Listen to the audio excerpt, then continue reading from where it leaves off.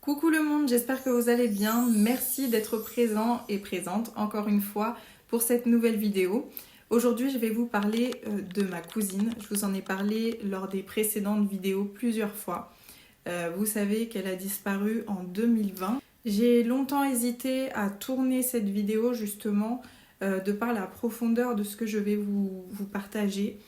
J'ai décidé de quand même le faire parce que je sais qu'il y a malgré tout des personnes pour qui ça va parler, à qui ça va résonner, voilà, cette vidéo va trouver son chemin dans tous les cas. Donc sachez que je ne cherche pas à être crue, je ne cherche pas à convaincre qui que ce soit qui regardera cette vidéo. Je partage simplement mon expérience, mon chemin, ce que je vis, voilà, tout simplement. Et cette vidéo trouvera les personnes qui sont à même de pouvoir l'entendre. Je ne suis pas là pour expliquer la mort et ce qu'elle représente, mais pour donner du sens à la vie. Depuis plusieurs vidéos, je vous explique un petit peu mon parcours, les rencontres que j'ai faites, celles qui m'ont marquée, celles qui m'ont détruite, et je vous ai parlé plusieurs fois de ma cousine qui s'appelle Mélanie, de qui j'ai été très très proche durant tout ce processus de thérapie que j'ai eu avec les psychologues, mes relations amoureuses. Elle a vraiment tout vécu avec moi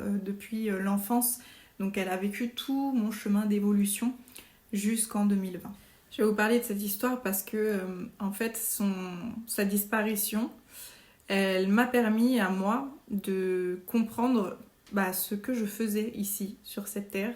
Question que j'avais depuis toujours dans la tête et à laquelle je ne trouvais pas forcément de réponse. Et elle a su démontrer sa présence autrement. Je ne sais pas comment on peut expliquer ça, mais en tout cas, elle a su me démontrer qu'elle était encore quelque part avec moi et me montrer le chemin que je devais prendre vis-à-vis de ce que je pensais, de ce que je ressentais à l'intérieur de moi. Donc je vais vous expliquer tout ça au travers de cette vidéo. Il faut comprendre que ma cousine, c'était pas juste ma cousine, c'était presque comme une sœur. On était vraiment tout le temps ensemble, tout le temps à s'envoyer des messages. Je vous ai expliqué dans une autre vidéo qu'on était souvent à trois. Moi, ma cousine Mélanie et ma cousine Anaïs. La première chose que j'ai envie de vous partager par rapport à elle, c'est que déjà, on s'est rapprochés énormément dans l'adolescence. Donc dans les moments vraiment où moi j'ai été au plus bas et où elle aussi l'était, mais elle c'était tout à l'intérieur. Donc moi je l'exprimais, mais elle c'était tout à l'intérieur d'elle. On échangeait énormément, elle et moi, sur nos émotions, le sens de la vie. On essayait vraiment de comprendre le sens de la vie ensemble et beaucoup de débats sur tout ça. Paradoxalement, c'était moi qui me plaignais beaucoup et elle qui écoutait énormément. Elle avait la foi. Elle avait une foi très profonde, plus grande que moi à l'époque et très sincère. Et elle était aussi profondément perdue. Ma cousine, elle a grandi dans un contexte familial très fragile. Une maman, donc ma tata, qui est la sœur de mon papa, qui était dépressive, émotionnellement très fragile, et un papa alcoolique, avec un passif et une vie très compliquée. Et elle portait tout ça, et je pense que c'était très lourd pour elle. Dans une de mes vidéos, je vous expliquais que j'avais des copines à l'école qui enviaient notre schéma familial, à moi, mon père, ma mère et ma sœur, qui nous disaient énormément, oui, j'aimerais avoir une vie comme la tienne, des parents comme les tiens. Enfin voilà, on était très enviés des autres, bizarrement. Et ma cousine faisait partie de ces personnes qui me disaient très souvent qu'elle aurait voulu avoir des parents comme les miens, des parents présents, des parents qui écoutent, des parents qui entendent les besoins. Et c'est ça qui est dingue là-dedans, c'est que autant c'est ce qu'on reflétait, c'est ce qu'on dégageait, et c'est vrai que j'avais des parents qui étaient présents pour moi, et heureusement qu'ils l'ont été, autant c'était pas forcément ce que je ressentais moi. Enfin, en tout cas, je me sentais pas forcément entendue à tout point de vue. Enfin voilà, elle parlait énormément de la fiabilité émotionnelle de mes parents. Et je pense que ça lui montrait finalement ce qu'elle avait profondément besoin et qu'elle n'avait pas. Pieuse, respectueuse de son corps, de ses valeurs et de ses convictions, et très très très très malheureuse. Elle s'est enfermée très très longtemps dans une relation qui la rendait triste, qui la rendait malheureuse, dépendante, sous emprise. Et ça a duré un très très long moment, plusieurs années. Et elle a toujours été en quête de sens de ce qu'elle vivait, de pourquoi elle le vivait, toujours à la recherche de questionnement. Je me rappelle d'une scène très précise que j'ai vécue avec elle dans son appartement. Elle avait son petit garçon déjà, mais qui était en bas âge, il devait avoir peut-être 2 ans. Et elle était en train de faire la vaisselle. Et puis elle frottait sa poêle, et je la revois encore faire. Et elle m'a regardée et elle m'a dit « Tu te rends compte, je suis en train de faire la vaisselle d'une vaisselle que je vais reposer propre, mais que je vais reprendre demain pour la ressalir de nouveau, pour de nouveau la renettoyer et la remettre au même endroit. » Et c'est ça tous les jours. On en a ri sur le moment, mais c'était tellement... ça avait tellement du sens ce qu'elle disait sur la profondeur de la réflexion qu'elle avait à ce moment-là. Finalement, ce qu'il y avait derrière ça, c'était hyper révélateur de son analyse en fait. Elle était en train d'analyser cette boucle continue, se lever, aller travailler, rentrer, se doucher, aller se coucher, recommencer. Elle était dans cette réflexion-là. C'est ça la vie. Les moments où moi j'allais pas bien, parfois elle m'envoyait des affirmations positives. Elle aimait bien en mettre sur son frigo. Et un jour elle me les a envoyées en photo et elle m'a dit répète-les, ça fait du bien. J'ai essayé de l'aider autant que je pouvais. Je l'ai envoyée voir plusieurs psychologues. J'ai fait tout ce qui était en ma capacité, parler avec elle, des jours, des nuits. Mais c'était trop ancré en elle. C'était trop profond en elle. Comme je vous le disais, elle a choisi de partir en 2020, juste après la naissance de ma fille. Ma fille est arrivée, elle est venue la rencontrer à l'appartement où j'étais avec le papa de ma fille. Et elle a choisi de quitter cette terre quelques jours après avoir rencontré ma fille. Ce départ s'inscrivait dans un schéma familial particulièrement lourd, comme je vous le disais, et une histoire particulièrement lourde puisque ma tata s'était suicidée quelque temps avant et le père de Mélanie a suivi également après ma tata. Et donc elle a choisi d'emprunter le même chemin qu'eux. Aussi étrange que cela puisse paraître, je n'ai pas été surprise d'apprendre le départ de ma cousine. Je dirais même que j'étais presque à m'y attendre. J'ai compris que quoi que j'ai pu faire ou que j'ai pu essayer de faire ou dire, j'ai compris que ça n'avait pas de toute façon d'impact au vu de son mal-être. Ça aurait de toute façon rien changé que je fasse plus que ce que j'avais déjà fait. Ce que moi je crois profondément, c'est que certaines choses sont écrites. Qu'il y a des âmes qui sont incarnées ici sur Terre pour aider à l'évolution, à la compréhension, l'expérimentation d'autres âmes. Ça, c'est ce que je crois. Je crois que certaines âmes viennent avec un rôle bien spécifique, bien précis pour d'autres âmes. Donc, encore une fois, ce sont mes croyances et je ne force personne à croire ça. Et je pense qu'il y a des acteurs et des spectateurs. Ça, c'est une phrase que j'ai retenue aussi de la maman du père de ma fille, qui un jour me l'a dit et ça a résonné en moi, ça a créé quelque chose en moi. Et moi, je suis beaucoup au ressenti. Quand quelque chose résonne fort en moi, je garde. Et ce côté acteur-spectateur, finalement, c'est un peu ça. C'est les âmes qui sont incarnées pour vivre quelque chose dans le but de faire évoluer en conscience certaines autres personnes autour d'elles. Donc je crois effectivement que certains départs, aussi douloureux soient-ils, ont une forme de sens pour ceux qui restent. Et ça, même si c'est pas immédiatement compréhensible. Après la naissance de ma fille, environ 2 ans après, je me suis posé cette question fondamentale. Eva, pourquoi tu es ici? Je me suis posé cette question, réellement.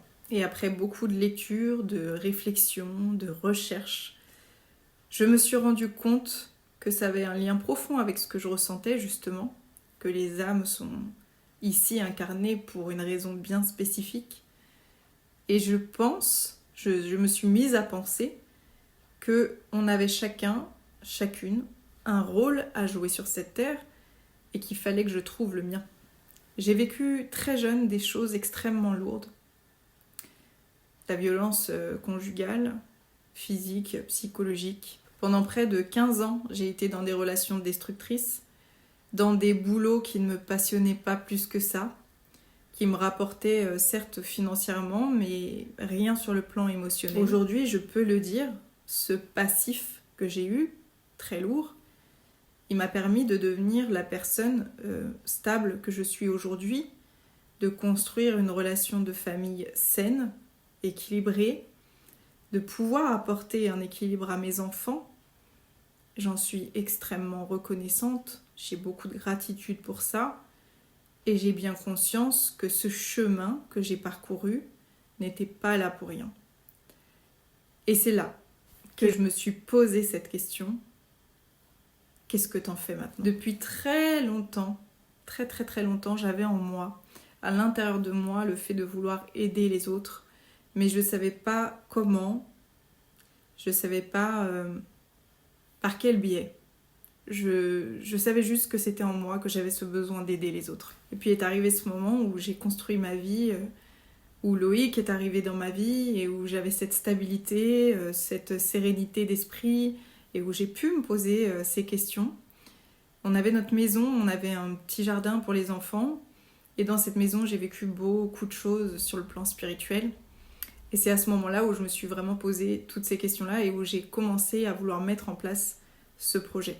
J'ai compris que mon rôle c'était d'aider les femmes, celles qui ont vécu, qui vivent des relations destructrices, celles qui sont passées par mon chemin ou qui passent par mon chemin et pour lesquelles je peux aujourd'hui apporter des réponses qu'elles n'ont pas encore, leur permettre de comprendre, de transformer leur vécu ou leur donner du sens en tout cas. Je me suis formée, je me suis certifiée, j'ai fait tout ce que je pouvais pour pouvoir gagner en confiance et aller sur ce projet vraiment avec le moins de doutes possible. Mais j'en avais toujours et comme je vous ai parlé de cette maison où j'ai vécu beaucoup de choses sur le plan spirituel, eh bien ma cousine a réussi à me faire comprendre qu'elle était là, qu'elle était avec moi. Je vais vous raconter ce que j'ai vécu à ce moment-là dans cette maison, à quel point ça a été extrêmement fort pour moi. À chaque fois que j'ai eu des doutes, que j'étais en train de travailler, que j'avais le moindre doute sur moi ou mes capacités, mon téléphone, qui était, je le rappelle, neuf, s'allumait tout seul sur le numéro de téléphone de ma cousine. Donc sur le numéro du répertoire parce que je ne l'avais jamais supprimé. Donc j'avais Mel qui s'allumait avec le numéro de téléphone. Première fois, j'ai mis ça sur un bug. Je me suis dit c'est un bug, c'est pas possible, c'est le téléphone qui a déconné. Ça me paraissait bizarre au vu du fait qu'il était neuf, mais j'ai mis ça sous le fait d'un bug. Et puis ça a duré comme ça. Pendant 3 semaines, à plusieurs reprises, le téléphone qui s'allume. Comme ça. Il pouvait être éteint sur une table, le téléphone s'allumait. C'était son numéro de téléphone. J'en avais parlé à ma sœur et à mon conjoint. Et c'est arrivé que le téléphone s'allume alors que j'étais avec ma sœur en train de boire le café. Donc ça lui a fait un peu flipper sur le moment, mais au moins j'ai eu des témoins. Au bout de 3 semaines, j'avais commencé à comprendre plus ou moins que c'était elle, mais j'en avais pas encore la certitude. Et elle a continué à me montrer qu'elle était là.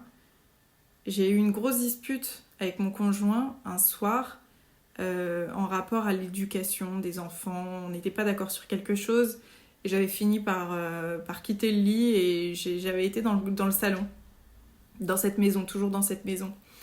Et j'avais été dans le salon pour m'allonger et pour passer ma nuit là-bas. Et j'ai fait un rêve.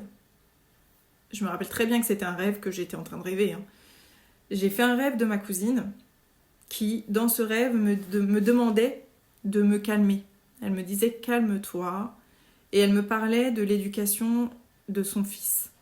Donc ça rejoignait un petit peu ce qui s'était passé pour moi et mon conjoint, mais elle me parlait de son fils dans mon rêve. Et elle me disait de ne pas m'inquiéter, que tout allait aller bien et de rester calme. Jusque-là, ça va.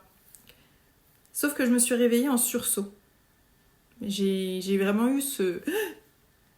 Et je me suis assise contre le mur. J'étais sur le canapé, je vous le rappelle. Je me suis assise contre le mur, comme ça. Donc j'étais parfaitement réveillée. Et j'ai eu la première expérience de ma vie, parce que jusque-là, moi, j'ai beaucoup de rêves prémonitoires, beaucoup de choses qui se passent dans les rêves, mais là, ça m'était jamais arrivé. J'ai eu le souffle dans mon oreille gauche de ma cousine. Alors, je l'ai pas vue, j'ai pas eu de vision d'elle, mais j'ai très bien ressenti le souffle, et c'était un souffle comme ceci.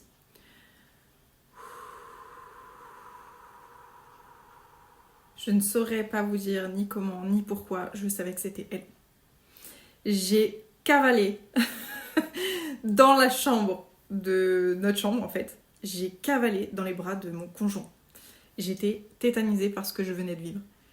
Et je savais que c'était elle. Et mon conjoint, on partage énormément de choses sur tous ces plans-là, on en discute beaucoup, on communique beaucoup. Et il m'a dit, il faut absolument que tu pries, il faut absolument que tu demandes en prière si c'est elle, si elle veut t'accompagner ou elle veut que tu comprennes quelque chose. Et j'ai suivi son conseil. Et la nuit qui a suivi, j'ai fait une prière très personnelle où j'ai demandé à ma cousine de me démontrer que c'était elle. Et que si c'était bien ce que je comprenais, qu'elle puisse me le montrer par un signe. Et donc j'ai demandé dans ma prière, si c'est toi, si tu m'accompagnes, si tu es avec moi, si ce que tu cherches à me faire comprendre, c'est qu'il faut que j'aille au bout des choses et que je ne lâche pas ce projet, montre-moi un arc-en-ciel. De n'importe quelle façon, de n'importe quelle manière, montre-moi un arc-en-ciel. Je me suis réveillée le lendemain matin pour aller bosser. J'ai ouvert la porte de chez moi.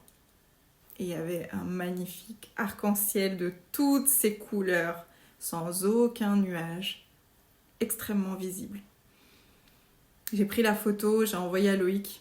Je lui ai dit, j'ai eu ma confirmation. Et j'ai compris que c'était elle, tout ça. C'était elle qui m'avait guidée, démontré qu'il fallait aller au bout, qu'il fallait pas lâcher ça. J'ai compris que j'étais sur le bon chemin. Que les pièces de ce puzzle que je vous parle continuellement, ils s'accordent parfaitement quand on regarde les choses finement. J'avais déjà idée que la mort, c'est pas la fin de tout. J'y croyais déjà bien avant avoir ces signes-là, mais j'ai vécu tellement de choses sur ce plan. Mais là, vraiment, j'avais la garantie qu'elle était là, la garantie qu'elle était avec moi. Et bon, depuis, je n'ai rien revécu par rapport à elle, mais en tout cas, je sais qu'elle m'a guidée à ce moment-là précisément. Voilà ce que j'ai à vous partager vis-à-vis de la relation que j'ai eue avec elle et de ce qu'elle a continué à me transmettre, même en étant partie. En tout cas, j'espère que cette vidéo vous donnera du sens, vous éveillera un petit peu sur la conscience de ce qu'est la vie et de pourquoi on est là. Et si ce que j'ai partagé éveille quelque chose en vous de sensible, surtout n'hésitez pas à en parler à quelqu'un de confiance ou à un professionnel. Ne restez pas avec des interrogations trop profondes à l'intérieur de vous, c'est important. N'hésitez pas à laisser votre petit commentaire, à me dire ce que vous avez pensé de cette histoire, à laisser un petit like, ça fait toujours plaisir, ça donne de la force. Et n'hésitez pas à revenir pour les prochaines vidéos, je vous réserve encore plein de belles choses. Bisous tout le monde!